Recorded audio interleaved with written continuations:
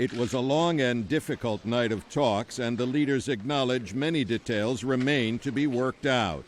But there's to be a ceasefire and, during the following 2 weeks, a withdrawal of heavy weapons and an exchange of prisoners.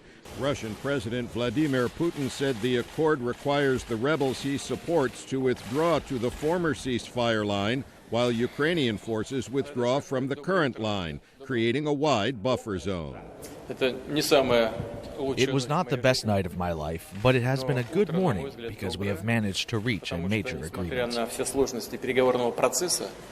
Putin said the accord also includes a Ukrainian commitment to provide constitutional guarantees of what he called the rights of the people who live in the Donetsk and Luhansk regions claimed by the rebels.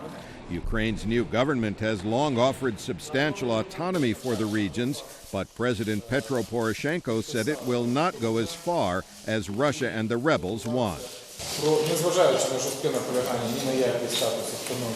Despite Russia's insistence, we did not agree on any status of autonomy. We will do this through constitutional reforms, decentralization that will involve the whole country. We did not agree on federalization.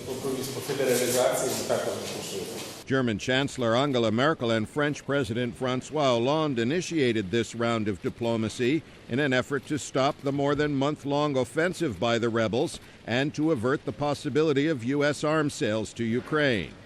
Mr. Hollande said there's a broad agreement on a political settlement of the nearly year-long Ukraine crisis, but he acknowledged all the details have not been worked out. Mrs. Merkel was more cautious, saying the accord gives hope for a solution but leaves a lot of work to do. She described this agreement as better than none at all. Reports overnight indicated the talks nearly broke down as rebel leaders initially refused to give up gains they had made in recent weeks, but Mr. Hollande said President Putin pressured the separatist leaders to agree. At Kyiv's International Center for Policy Studies, Yaroslav Voitko says Ukraine is not willing to give the rebels any more territory than they've already captured, which is only about a third of what they want. It's not about another kilometer of the territory, it's the matter of principle. We will not agree to any further captures of our territories, but some compromise can be reached in the meantime on the ceasefire and stopping hostilities. From the European Council on Foreign Relations, Andrew Wilson told VOA via Skype the threat of adding U.S. weapons to the fight may have been a decisive factor in bringing President Putin to the table. Whether arming Ukraine is right or wrong, the threat of sending arms has clearly concentrated Russia's mind.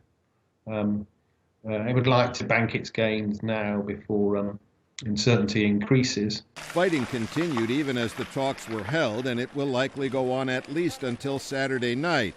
But the beleaguered people of the region have some hope now of at least a break in the carnage and maybe a longer-term settlement.